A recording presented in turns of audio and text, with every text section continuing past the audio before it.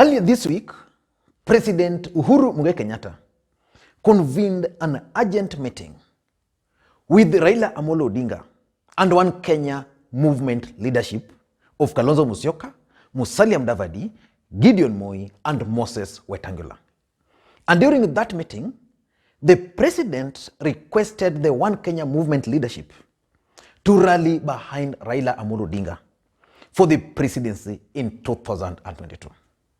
And that request by President Uhuru Kenyatta is actually changing the politics of this country completely.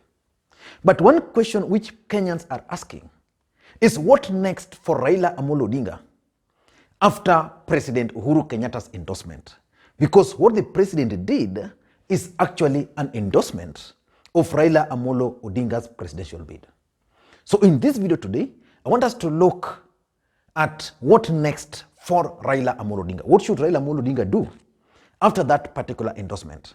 Because for those who've been following this channel, I've always maintained that if there is one thing which Raila Odinga needed, is the public endorsement from President Uhuru Kenyatta. That endorsement was not public, but it is now public that he requested the co-principals to support Raila Odinga. And indeed, it's not the first time. The president had earlier indicated that if the NASA coalition can agree and unite, then he was willing to support one of them for the presidency. But what next for Raila Odinga? Before we look into that, why do you think that endorsement is important for Raila Odinga? Because that's the first thing. Is it important? It has two sides. There are those who view it as a project. That Raila Odinga is now a project of President Uhuru Kenyatta. And Kenyans normally have this habit of rejecting projects. So that's the first thing. The second thing is that most people also view President Uhuru Kenyatta as a baggage because he's not popular even in his own backyard. But that's not important. Why is this particular endorsement important for Raila Odinga before we go into what next for Raila Odinga? In my view, the endorsement is important for Raila Odinga because it's going to help him in four ways. Number one, it's going to re-energize the support base. The truth of the matter is that Raila Odinga supporters have always supported Raila Odinga. There is nothing they've not done. If it's going to the street, they've gone to the street. If it's waking up early to vote, they've done that. If it's volunteering, these guys have used their own resources to campaign for Raila Odinga. In fact, Raila Odinga is the only politician who would call a rally at 2. He just wake up and issue a statement that I'm going to go for a rally in Kibra, Kamukunji.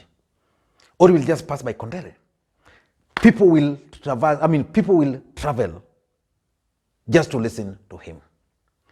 But they've never achieved whatever they wanted because they perceive that probably there are people who are not keen on Raila Odinga becoming the president. So this announcement by President Kenyatta is going to re-energize that base. Number two, it's also going to add what I normally call the perceptional value.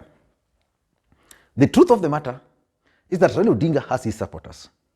There are people who are going to support Raila Odinga, whether it's on the ballot or whether it's not on the ballot. Whether Raila Odinga will be running or whether Raila Odinga is going to endorse someone else.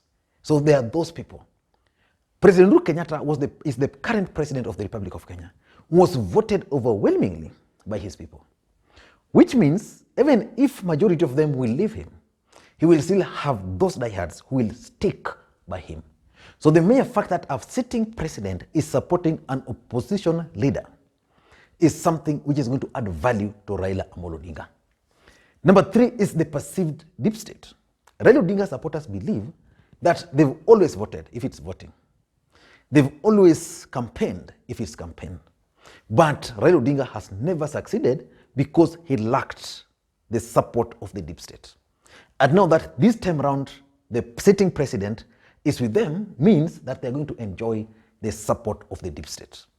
And lastly, it also confirms to them that this is the last chance for Raila Odinga. And the mere fact that Uhuru Kenyatta is supporting him means Raila Odinga has the confidence of President Uhuru Kenyatta. Uhuru Kenyatta is the President of the Republic of Kenya. This is a guy who has access to intelligence reports. So which means for him to settle on Raila Odinga, there is something he's aware of which most people do not. But let us not get into all those for now. What next for Raila Odinga? Uhuru is going to support him. What next? Should he wait? Should he go outside there? Should he request for votes? Or should Raila Odinga wait for the system to make him the president? In my view, Raila Odinga must do these 5 things. The first thing he must do is to consolidate his support base. The mere fact that this endorsement is coming from the president means that his support base are going to be excited. And I can feel the excitement. I was today walking around Kondele, walking in town, those bunge la wananchi, and I can assure you that those people believe that this is now the time for Raila Odinga. So the best thing he can do, he can use this opportunity to visit those areas. He can use this opportunity to come to Kondele. He can use this opportunity to go to Kisii. He can use this opportunity, like today, he's in Homa Bay. He can go to Mombasa. He can go to Kakamega, Busia, those northeastern, where he has support base, and consolidate them. Because those people are now excited about the possibility of Raila Odinga becoming the president. And the message should be very clear that we are going for a kill, no taking of chances. So that's the first thing he must do, consolidate his support base. The second thing, which is also extremely important for Raila Odinga, is to revamp his communication unit. The truth of the matter is that Raila Odinga has goodwill. He has people online who are doing work for him for free. Most of these people are not coordinated. So it is time for Raila Odinga to coordinate. It is time for Raila Odinga to recruit serious communication strategies, people who understand what the local person needs. For example, Raila Odinga currently, in my view, doesn't have a campaign platform. Like in 2007, was it the time for change? Kama sio sasa, sasa hivi. He must look for a campaign platform. His messaging must be targeted to the youths, because Raila Odinga is currently an old man and the majority of voters are young people. For those who followed William Ruto of late, he's even changed his dressing code. Ruto was not known to be putting on khaki. He was not known to be putting on blazers. He's currently doing that to appeal to the youth, because he has been advised that the jeans which he used to put on, which were ironed, mpaka line inaonekana, were old school and were pissing off some of these young people. Raila Odinga is good in his dressing code. He's more youthful, being an old man, but his messaging must be targeted at the youths. Social media. He must invest in social media. Like for example, today, I was just watching his speech while in Kiambu. The Tangatanga guys took a part and they were spreading propaganda that Raila Odinga referred to traders as takataka. While in real sense, that was not the case. He was referring to something else as Tangatanga. So he must invest on social media, employ social media monitors, people who will just be watching whatever the other side is doing, and then they respond. Because you can't succeed in the modern world without investing in social media. Number 3, the third thing he must do, in my view, Raila Odinga must reach out passionately to NASACO principles. And he must expect 2 outcomes. They might say yes, they might say no. If they say yes, good for him. He can then go outside there and focus on his campaign. And if they say no, what are the options for him? For example, if Kalonzo says he's not going to support Raila, Mudavadi says the same, then what next? What are the options? Can Oparanya deliver votes in Kakamega? Can Eugene Wamalwa be trusted to deliver votes in Trans Nzoia? He must ask himself those questions. In Ukambani, Alfred Mutua, can he deliver? Because I saw Alfred Mutua with Raila Odinga yesterday in Kiambu. Can he deliver? What of Ngilu and what of Professor Kivutha Kibwana? He must reach out to NASA principals and give them a time frame. So if they say, he must have the options. If they say yes, then it's also fine for him. Number 4, the fourth thing Raila Odinga must do is that Raila Odinga must face the mountain. Raila Odinga must go to Mount Kenya. There is a notion that Raila Odinga cannot win the support from the larger Mount Kenya region.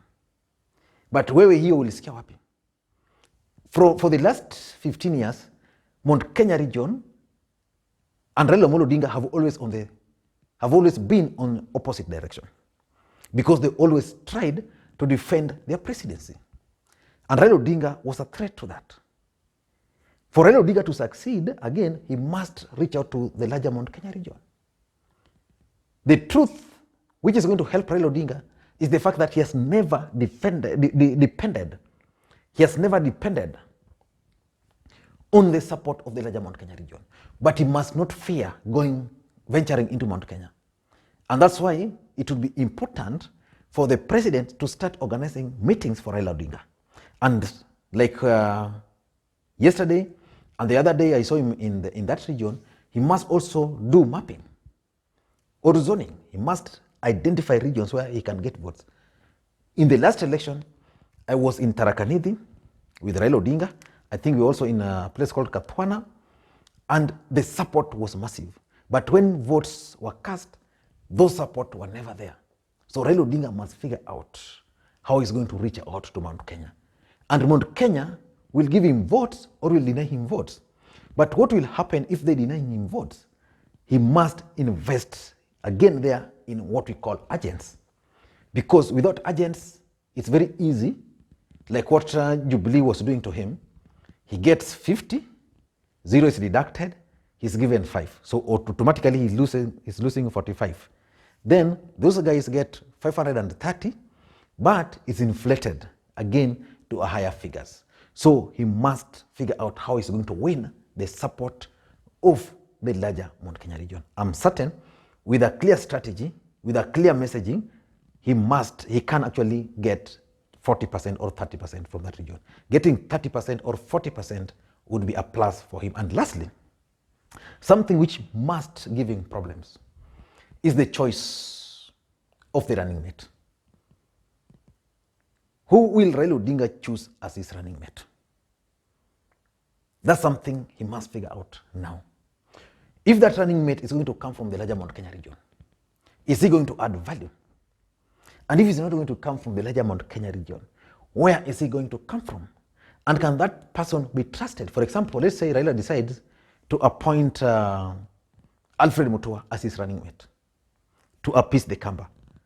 Can the Kamba community risk by supporting Alfred Mutua?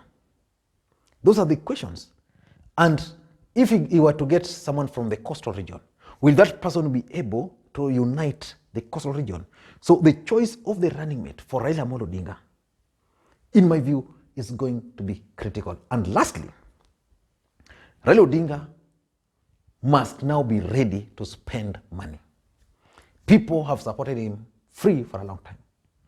Of course, there are people who have invested in Raila Odinga because they always believe that there's change. He will bring change. He's a vessel of hope. The modern Kenyan, we know,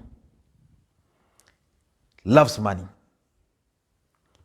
And because our politics has been commercialized, it will be very difficult for Raila Odinga just to go outside there, meet youths, na watoke mkono mtupu. So Raila, kama kuna nyoka kwa mfuko, please trap that nyoka, iue, ikufe, then go outside there. Appeal to the youths, appeal to the women. I don't know what you think. But in my view, those are the 6 things I think Raila Odinga must do as a matter of urgency after this particular endorsement, so that he can maintain the momentum. I don't know what you think, but that's my take. Again, for those who are watching this channel for the first time, For those watching this channel for the first time, please take a second or two and click the subscribe button so that next time we produce a video like this, YouTube will automatically notify you. And to the subscribers, I want to continue to thank you guys for your continued support. Bye-bye.